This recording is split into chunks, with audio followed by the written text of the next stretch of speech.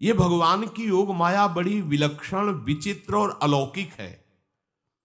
आपका जैसा भी भाव वैसे आपको भगवान दिखाई दे रहे, पक्का मानिए। आप स्त्री भाव से देख रहे हैं तो भगवान आपको स्त्री रूप में आपके पास है, पुत्र भाव से पुत्र रूप में। आप जान नहीं पा रहे, वही है, दूसरा नहीं है। हजारों बार बता चुके हैं कि ना मानने और ना जानने पर भी आपके हृदय में सत्ता उन्हीं की है। जिस दिन वो भगवान अंतर ध्यान हो जाते, प्यारे पुत्र, प्यारी पत्नी, प्यारे सुहृद मित्र आदि को आप चिता में जला देते हैं, तो था ना आपके हृदय में आदर, पर आप अनजाने से भी भगवान का ही आदर करते हो। अगर जान करके आदर कर लो तो तुम मुक्त हो जाओ इस दुख से, इस प्रपंच से। श्री भगवान कहते हैं कि मेरे अज अविनाशी स्वरूप को ये मूढ़ लोग नहीं जानते हैं। केवल वही जान सकता है जो मेरा आश्रय लेकर के मेरे को पुकारता रहता। भजन का मतलब तब पुकारना, भगवत चिंतन करना। वेदाहम शमतीतानि वर्तमानानि चार्जुन भविष्याणि च भूतानि माम तु वेद न कश्चन। हे अर्जुन, जो प्राणी भूतकाल में हो चुके हैं तथा जो वर्तमान में है और जो भविष्य में है, उन सब प्राणियों को मैं जान रहा हूं। जैसे आंवला ऐसे रख लो तो चारों तरफ से देख सकते हो, ऐसे भगवान अनंत ब्रह्मांडों को, जीवों को एक साथ देख रहे हैं। यही भगवान की भगवत्ता है, एक साथ देख रहे हैं। कोई भी जीव ऐसा नहीं है जिसको भगवान का दुलार नहीं मिल रहा हो। कहीं भी हो, अनंत ब्रह्मांड सबके लिए जो आवश्यक हो भेज रहे। कोई भूखा नहीं रह सकता। एक बार वीर शिवाजी समर्थ गुरु श्री रामदास स्वामी जी के पास गए और कहा कि स्वामी जी, अकाल पड़ा हुआ है तो हमने सारा का सारा खजाना खोल दिया और सबको पवाया। तो गुरु बड़े कृपा सिंधु थे, उन्होंने देखा कि इनके हृदय में एक गर्व का अंकुरण हो रहा है कि मैं भरण पोषण किया सबका अकाल में। तो उन्होंने कहा कि शिवू, यह थोड़ा उठाओ, आओ चलो हमारे साथ। एक बड़ा पत्थर का, इसे तोड़ो। महाराज जी तोड़ा, हटाया तो नीचे मिट्टी में दबा हुआ स्वस्थ में ढके कैसा, बिल्कुल। बोले इसको किसने दिया? देखो ना कितना स्वस्थ है, पुष्ट है। इसको कौन आहार दे रहा है? इसको कौन प्राण पोषण कर रहा है? बोले भगवान। तो बोले तुम कैसे दाता बन गए? संपत्ति तो सब भगवान की है, भगवान ही सबका। ये अहम मत करो कि तुम पोषण करते हो, नहीं। छोटी सी वृत्ति को भी गुरुदेव बर्दाश्त नहीं करते। जो गुरु शरणागत होता है वो उनकी बात समझता है, अन्यथा वो अपनी मनमानी वृत्ति को ही आदर देता है, गुरु की आज्ञा वृत्ति को नहीं देता। छोटा सा भी अभिमान का कण अपने जनों में गुरुदेव को बर्दाश्त नहीं होगा, क्योंकि यही भगवत प्राप्ति में बाधा बन जाएगा। कितने जीव चराचर जगत में, देखो हमारे भगवान की भगवत्ता, सबको देख रहे हैं, सबको व्यवस्था दे रहे हैं, सब कुछ देख रहे हैं। 3 प्रकार की लीला हो रही, कहीं पालन लीला, कहीं सृजन लीला, कहीं विनाश लीला। उन्हीं के द्वारा हो रही, वही देख रहे हैं, वही कर रहे हैं। अगर ये बात तुम्हारी समझ में आ जाए तो अभी भगवान की शरण हो जाओ। पर अहम के कारण ये बात समझ में नहीं आती। जो भूतकाल में हो चुके हैं, वर्तमान में हैं, जो भविष्य में होंगे, सबका प्रभु वर्तमान की तरह देख रहे हैं, दर्शन कर रहे हैं। परंतु मुझे मेरे भक्त के सिवा कोई नहीं जानता है। भक्त के सिवा कश्यन, कोई भक्त बिरला, वही केवल भगवान को भगवान सबको देख रहे हैं। भगवान की दृष्टि सब पे है। अगर ये बात आपकी समझ में आ जाए तो अभी आनंद आने लगेगा। मैं भगवान की दृष्टि में हूं, बस आज हमें सत्संग से बात मिली कि मैं भगवान की दृष्टि में हूं, मुझे वो देख रहे हैं, बढ़िया बन गया। अब आप पाप कैसे करोगे? क्योंकि भगवान की दृष्टि में भगवान आपको देख रहे हैं। डरो, किसी गवाही की जरूरत नहीं, वो देख रहे हैं। तो आप भय क्यों कर रहे हो? आपको भगवान देख रहे हैं, आपको डरना नहीं। फिर आप कामना क्यों कर रहे हो? भगवान आपको देख रहे हैं, जो चाहिए उस समय से दे देंगे, आप निश्चिंत रहिए। अगर आप अहम करोगे तो दुख भोगोगे, आश्रित रहोगे तो सब अपने आप निर्वाह हो जाएगा। एक आदमी ट्रेन के डिब्बे में बैठे दौड़ ऐसे ऐसे दौड़ रहा था। एक ने पूछा भाई क्यों दौड़ रहे? बोले अमुक स्टेशन जाना है। तू बैठ जा, गाड़ी चल रही है, ट्रेन चल रही, तू बैठ जा। ऐसी त्रिगुणात्मिका माया की ट्रेन चल रही, पूरे विश्व का विश्वंबर भरण पोषण कर रहे हैं, तू तो बैठ जा भगवद आश्रय लेकर के, तू काहे को दौड़ा घूम रहा है? लेकिन ये अहंकार के कारण भटकता रहता है। भूत, वर्तमान और भविष्य काल, ये 3 विशेषण देकर भगवान कह रहे हैं कि मैं सबको देखता रहता हूं, जो हो गए, जो हैं, जो होंगे। भूत के प्राणी, भविष्य के प्राणी अथवा वर्तमान के प्राणी सभी भगवान की दृष्टि में वर्तमान की तरह ही है।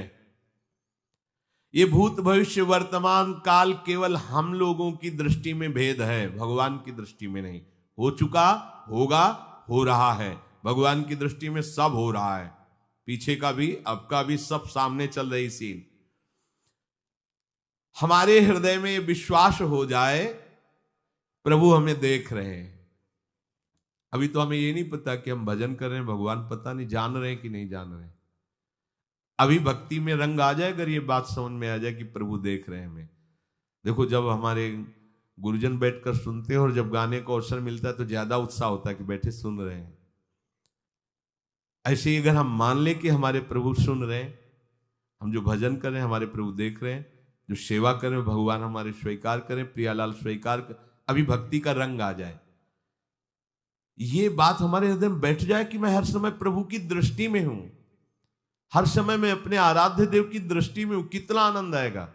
अंदर से सोचो जरा, हर समय वो हमें देख रहे हैं और वो कह रहे हैं मैं देख रहा हूं। पीछे जो तुम किए वो देख रहे हैं वर्तमान की तरह, अभी जो वो तुम देख रहे हो, देख रहे हैं, आगे जो करोगे वो भी देख रहे हैं। वो पहले से उनको सब पता है, तुम ऐसे ऐसे चलोगे, ऐसे ऐसे कार्य करोगे। भगवान की दृष्टि में सब कुछ वर्तमान ही रहता है। संपूर्ण प्राणी काल के अंतर्गत है और प्रभु श्री हरि कालातीत है। देश, काल, वस्तु, व्यक्ति, घटना, परिस्थिति ये बदलते रहते हैं, पर प्रभु श्री हरि वैसे के वैसे ही रहते हैं। काल के अंतर्गत प्राणियों का ज्ञान एक सीमित है। अब इस दीवार के पीछे कौन खड़ा है, क्या कर रहा है, पता नहीं, पर भगवान की दृष्टि में नहीं।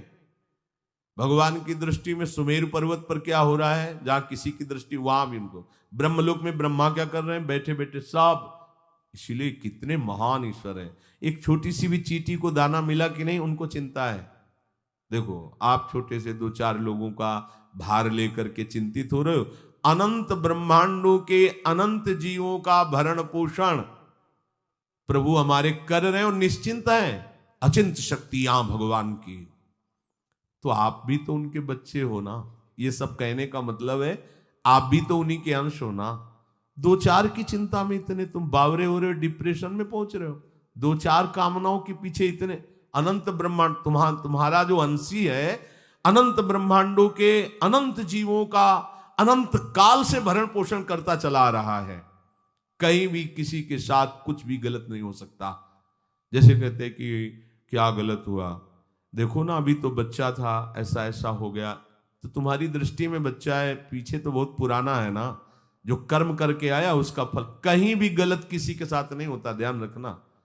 जहां कुछ होता है, अभी हमने देखा मानो कि ये तो बहुत गंदा है, तो सीधे जा रहा था, ये आदमियों ने मिलकर इसे पीटा, अभी सीधा चल रहा, पीछा टेढ़ा चल के आया है, और जिनको पीटा है वही आके इसे पीट रहे हैं। अब हम वर्तमान को तो देख रहे हैं ना, पीछे की बात तो देख नहीं रहे ना, और भगवान पीछे की देख रहे हैं कि इसने पीछे बहुत ऐसा गलत किया, उसका हिसाब इसको मिल रहा है, इसलिए चुपचाप देखते रहते हैं। ध्यान रखना, इतना भी गलत नहीं हो सकता इस सृष्टि में।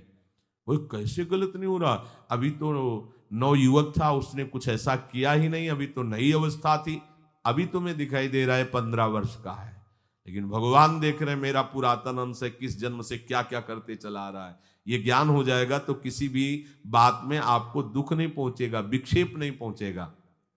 नहीं, बड़े बड़े विक्षिप्त हो जाते।